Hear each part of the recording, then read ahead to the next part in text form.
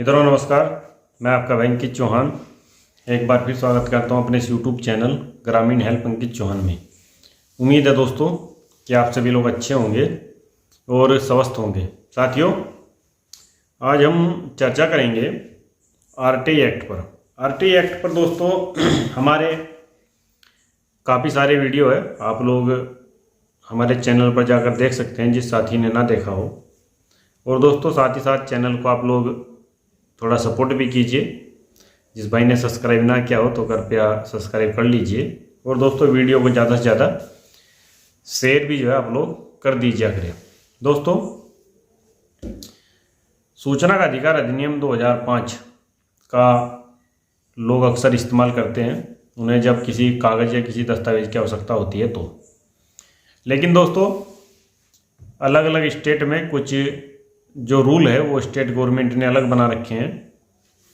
तो हम बात करते हैं दोस्तों आज जो उत्तर प्रदेश सूचना का अधिकार नियमावली 2015 है उसके नियम 12 के आज हम दोस्तों आपके साथ चर्चा करते हैं। दोस्तों विषय काफ़ी महत्वपूर्ण है, आपकी जानकारी का है।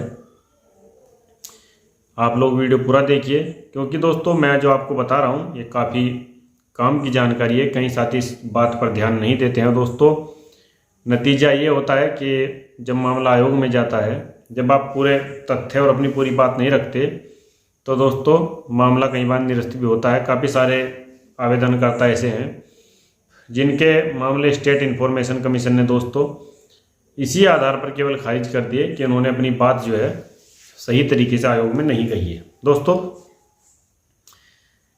उत्तर प्रदेश में ये व्यवस्था है स्टेट इन्फॉर्मेशन कमीशन में कि यदि आपका वाद स्टेट इन्फॉर्मेशन कमीशन ने एक बार निस्तारित कर दिया, मान लीजिए आप स्टेट इन्फॉर्मेशन कमीशन पहुँचे, आपने सूचना मांगी नहीं मिली, आपने प्रथम अपील की, प्रथम अपील के बाद भी आपको सूचना नहीं मिली, अंततः आप थक हार कर दोस्तों शिकायत या फिर प्रथम अपील सेकंड अपील में आप आयोग पहुँचते हैं।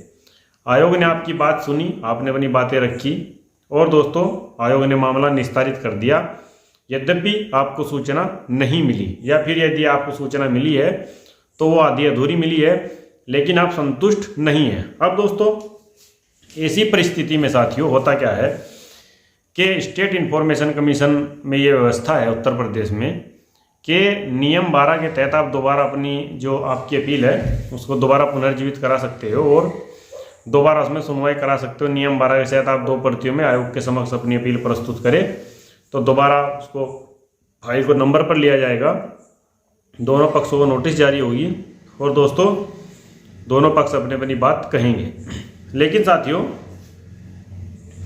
ऐसी जो अवधि है जो नियमावली 2015 है उत्तर प्रदेश में और उसके जो धारा 12 है उस धारा 12 में दोस्तों क्या लिखा गया है इसके बारे में ये मैं आपको बता रहा हूँ। ये बड़ा इम्पोर्टेंट है आपके लिए जानना और समझना। दोस्तों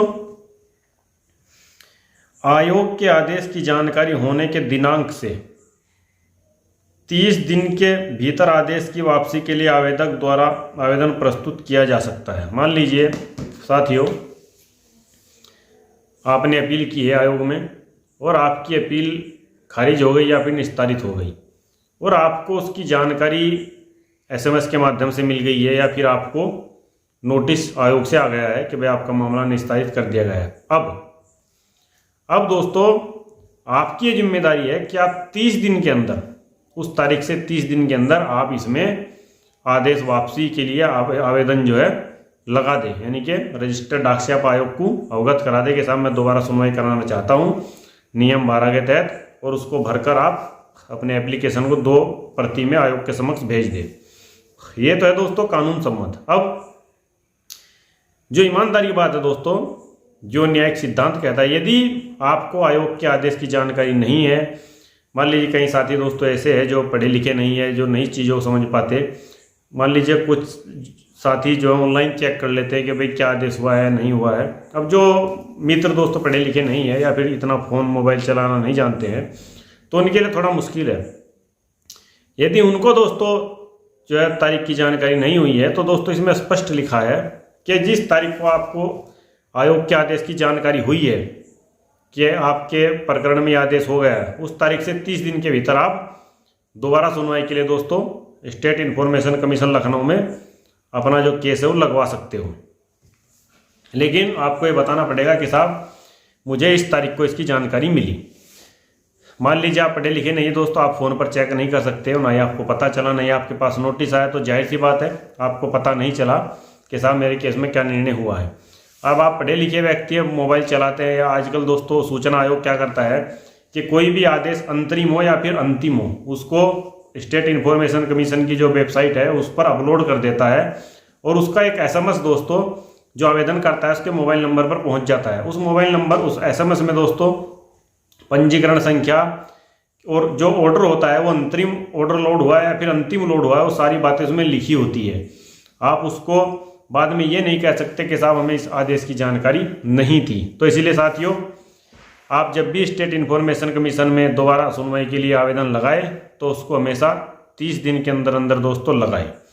दोस्तों भले ही कोई कानून का उल्लंघन करे, कई बार आयोग में भी कानून का उल्लंघन हो जाता है, लेकिन मेरा कहना ये है आप कानून का उल्लंघन बिल्कुल ना करें।